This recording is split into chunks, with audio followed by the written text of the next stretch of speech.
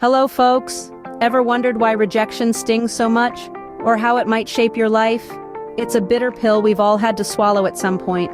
Whether it's a job we didn't get, a relationship that didn't work out, or a project that didn't take off, rejection is a universal experience. But here's a thought.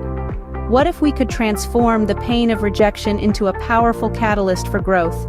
Imagine if Walt Disney had given up after being fired for lacking imagination. Or if J.K. Rowling had stopped writing after multiple publishers rejected her manuscript for Harry Potter. Consider the countless no's that Oprah Winfrey heard before becoming a media mogul.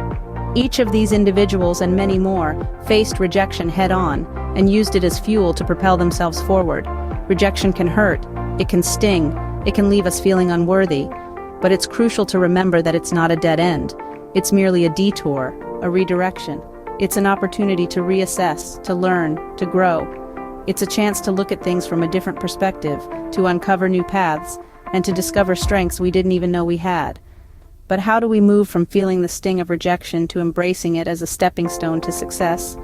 How do we turn a no into a not yet, or a wrong direction into a new path? It's about perspective and resilience. It's about looking at rejection not as a personal failure, but as a learning opportunity. It's about understanding that every no brings us one step closer to a yes. So is rejection a dead end or a detour? Is it a roadblock or a stepping stone? Is it a stumbling block or a launch pad? The answer lies in our perspective and how we choose to respond. It's time to redefine rejection, to embrace it, to learn from it, and to use it as a springboard for success. So let's delve into that. I want to share a story with you. A story of a major rejection that eventually became a turning point in my life. Several years back, I found myself at the brink of what I believed to be a monumental breakthrough. I had put together a project proposal that I was deeply passionate about.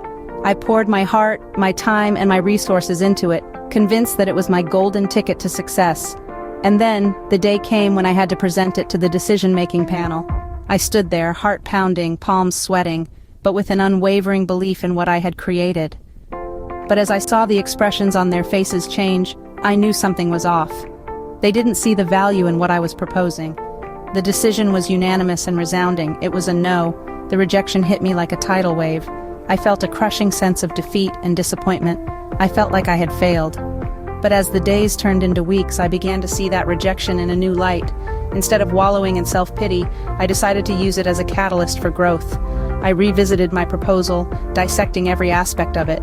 I sought feedback, not just from the panel, but from my peers, my mentors. I started to see the gaps, the areas that needed improvement. It was a harsh reality to face, but a necessary one. That rejection became the foundation for my growth. It pushed me to learn, to improve, to innovate.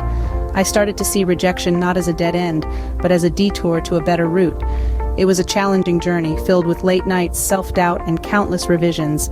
But each step forward, no matter how small, felt like a victory. That project proposal, it evolved, improved, and eventually it was accepted. The success tasted so much sweeter because it was born out of a rejection.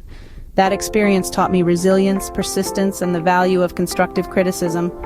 And that's how a crushing rejection became my stepping stone to growth. Now, how can you take a rejection and turn it into a catalyst for your own growth? Well, there are several strategies you can use to not only deal with rejection, but to embrace it and use it as a stepping stone to success. First off, let's talk about self-reflection. When you face rejection, it's crucial to take a step back and assess the situation. What led to this outcome? What can you learn from this experience? By asking yourself these questions, you're allowing yourself to grow and evolve. You're turning a setback into a setup for a comeback. Next up, resilience.